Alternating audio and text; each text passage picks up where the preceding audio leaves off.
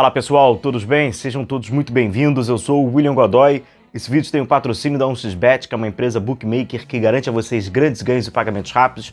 Aqui está o nosso cupom promocional exclusivo para vocês inscritos aqui no nosso canal para resgatar bônus em dobro. É só aplicar no seu depósito o nosso cupom GODOY1x. Eu deixo o link na descrição desse vídeo, no nosso comentário fixado para vocês baixarem o 1xBet, terem no celular de vocês na hora de realizar o depósito, façam com o nosso cupom GODOY1x. Você pode aproveitar nesse final de semana, no jogo domingo, por exemplo, tem Campeonato Espanhol, tem Barcelona e Girona, você pode aproveitar na 1xBet com o nosso cupom GODOY1x. Bom, galera, vamos lá, eu acho que ao longo dos anos, vai se passando os anos, você vai pegando, né, depoimentos, você vai relembrando, você vai montando esse grande quebra-cabeça do Flamengo. Esse quebra-cabeça que tem títulos, que tem vitórias, que tem conquistas, que tem os vexames, que tem falta de competitividade, um ano de 2023 muito ruim, mas eu acho que vai ficando cada vez tudo muito claro, tá muito claro. As peças, elas vão se encaixando cada vez mais, né, com mais facilidade.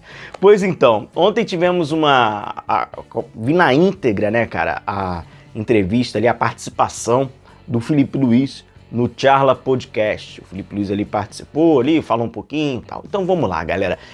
Fica muito claro porque o Flamengo de 2023 não compete. Fica muito claro porque tem momentos, tem hiatos durante a temporada que a gente vê que é um Flamengo completamente indolente, que é um Flamengo indiferente. A gente vê os problemas do Flamengo ficam escancarados a alguns depoimentos, algumas notícias, alguns bastidores que a gente traz aqui, né? Enfim, e eu, Felipe Luiz, primeiro. Por que é relevante as falas do Felipe Luiz, sobretudo no aspecto do ambiente do Flamengo? Ah, porque ele foi um jogador histórico, porque ele é um jogador, muito bom jogador, porque ele teve passagem pela Europa, porque eu gosto dele. Não, nada disso. É porque, primeiro, ele fazia parte de uma espinha de liderança de dentro do elenco. Ele fazia parte do grupo de jogadores que estavam diretamente relacionados à condição da comissão técnica, da direção e, obviamente, de uma liderança dentro do... Ah, mas os importantes ali, pô, Arrascaeta, Bruno Henrique, Gabigol, o Everton, esses caras estavam, né, à margem. Ali alguns deles continuam, a grande maioria, à margem. Felipe Luiz, Willian Arão, Rodrigo Caio, Diego Ribas, Diego Alves, puxaram René. Esses jogadores participavam diretamente de reuniões, entravam na sala do técnico, debatiam sobre algumas relações, tinham interferências e era visto como referências para outros no aspecto de liderança. Então esses jogadores são importantes a gente ouvi-los, porque eles têm algo a dizer sobre a questão do ambiente. E aí o Felipe Luiz, ele vai falando, né, passa por várias questões, acho muito interessante, abre um parênteses, uma fala do Felipe Luiz falando que o Flamengo precisa de novas lideranças, com a chegada de novos jogadores. William, e aí, pô, o próprio Felipe deve discordar de mim, como você também pode discordar. Eu já acho isso em 2021. Temporada 2021, não é nem o final de 2021 não, tá? Na temporada de 2021, por capítulos que a gente viu 19 e 20. Eu acho que em 21 já era necessário uma... Mas enfim, o Flamengo, né, resistindo, aquilo tudo, beleza. Agora ele diz isso. Já tá mais do que saturado. O ambiente do Flamengo, ele é instável. O ambiente do Flamengo, ele é instável. E aí é aquilo.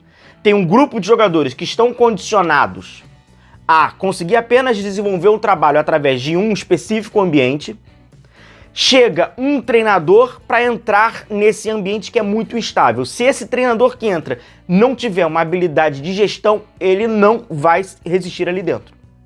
Nenhum treinador do Flamengo que não tinha, né, não era um tanto que inclinado ao aspecto de gestão, ele conseguiu resistir. Os que conseguiram, eles tinham. Inclusive esses que talvez estivessem ali um pouquinho mais abaixo. O Felipe Luiz adora, por exemplo, ele, Renato Gaúcho. Talvez sobre o âmbito tático, o Renato Gaúcho seja mais pobre do que outros treinadores que passaram pelo Flamengo e não conseguiram. Talvez ele tenha um pouco mais de dificuldade. Mas o Renato Gaúcho é um cara de gestão. Isso faz o Renato Gaúcho se sustentar e conseguir dar resultado melhor do que talvez um cara onde, na teoria, tenha mais conhecimento no âmbito de jogo, mas não tem gestão nenhuma. Então, primeiro, fica claro um grande problema de reconhecimento da direção do Flamengo em observar, perceber qual é o perfil de treinador que esse elenco que eles mimaram e acostumaram assim, eles rendem. Então, se você quer que esses atletas, com aquelas lideranças que tinham, né, com tudo que tinha, quisesse render, você teria que ter um treinador com um molde de gestão. Ficou óbvio, fica óbvio isso. E por quê? O ambiente ele é instável, viciado. Viciado pelo aspecto também de que não precisa mais comprovar nada, porque eles são vencedores, ganharam, chegaram ao topo máximo de uma maneira histórica e a partir dali tudo se cria um tamanho diferente. Não é um elenco com propósito do vamos vencer porque a gente precisa vencer, a gente vai, é o prato de comida, tá todo mundo de barriga vazia, não. Tá todo mundo de barriga cheia. Então é aquilo, vamos vencer, vamos, mas vamos vencer por esse caminho, utilizando esse método, e se eu não gostar aqui, esse ambiente aqui não vai ficar legal. Fica claro nas respostas do Filipe Luís. Não estou inventando e tampouco você está interpretando mal. É exatamente isso, tá? Vamos primeiro pegar aqui uma fala sobre o Filipe Luís falando do Paulo Sousa, porque não é algo de agora, não é da temporada de 2023. O Paulo Sousa, por exemplo, estava super difícil. Ambiente assim insustentável. Todo mundo pé com ele. Eu lembro do Diego ter chegado no meu quarto e ter falado: nós estamos mal pra caramba, ninguém aguenta mais esse cara, vamos lutar por ele até o final. A questão do ambiente ela fica tão que parece que é muito tempo, mas não, o cara tinha meses, alguns meses, dá pra contar em semanas. Mas você vê, beleza, o Diego foi lá e falou pro Filipe Luís. Assim como o Diego foi lá, falou pro Filipe Luís, e talvez de uma forma corriqueira e protocolar, fala na roda dos atletas ali, né, naquele momento. Tem atleta que entra por aqui e sai por aqui. Então, quando vocês dão aquela olhadinha daquela atuação safada e vergonhosa de alguns jogadores do Flamengo dentro de campo, que a gente tá falando da postura do atleta dentro de campo, pode ser o pior esquema possível, mas a gente tá falando do comportamento do atleta dentro de campo. Na decisão contra o Fluminense, você vai falar assim, pô, beleza, né? Tu viu, o Diego falou, pô, vamos até o fim. Tá, beleza. O Filipe Luís pode, tá, outro pode. Mas será que aquele ali vai?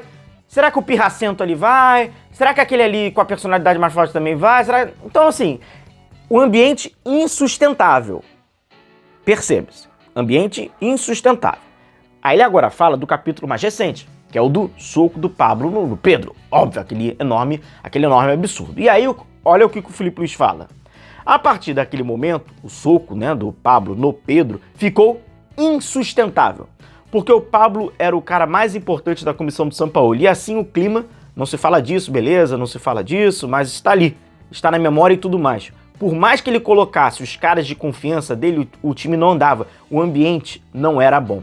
Os treinadores, eles perdem o ambiente. Eles perdem por um capítulo dos mais complexos e gravíssimos, como um soco, que é óbvio, e a atitude do Sampaoli corroborou com isso. Nós falamos, abrimos uma live logo que recebemos a notícia de que iria ter a reunião, porque já sabíamos, porque o Sampaoli ia precisar tomar uma atitude X e aquele elenco ele ia ser imperdoável se ele não tomasse. Ele não demorou pra tomar e tomou assim, meio contra a vontade, porque o Pablo era amigo dele. Esse elenco não vai te perdoar por isso. E o caso do Pedro não querer aquecer vira uma terraça de mais um, como de vários outros, foi completamente jogado baixo do tapete. E o do Paulo Sousa, que é aquilo, as decisões, como ele fala, as decisões e tal. Então, aí você vai falar pra mim, beleza, ô Godoy, tem os jogadores que vai, né, tem o treinador, tá. E esse buraco que tem aqui? Que esse elo tinha que estar a gestão. O Marcos Braz, é o presidente Rodolfo Landim, ou quem eles determinam pra isso, né? O Juan. Mas aí a gente trouxe num vídeo até há poucos dias. O Juan fala, né, que em comissões de treinadores estrangeiros, porque assim não tá claro qual é a função do cara, ele fica distante, ele não consegue fazer esse elo. Então ele era mais um que tava caindo para Diego Alves, Diego Ribas, René, William Arão, Vitinho, Rodrigo Caio, Filipe Luís. É mesmo, ele acaba não fazendo o trabalho, então vai criando um atrito aqui. E aí, galera, isso aqui que a gente tem que entender bem e parece que o Flamengo não consegue compreender. Independentemente, galera, se o cara do treinador que acaba de chegar, aquele cara que chega de 6 em 6 meses no Flamengo, independentemente se esse cara é bom, se esse cara é ruim, não importa. Isso é tarefa para qualquer treinador. O treinador conquista, convence e aplica. Se o Paulo Sousa não conquistou, não vai convencer, nem chega nessa etapa. Se o Sampaoli conquistou, mas não está convencendo, não chega nessa etapa. Se o Renato Gaúcho conquista, convence, mesmo tendo problemas de aplicações nesta etapa, vai conseguir competir.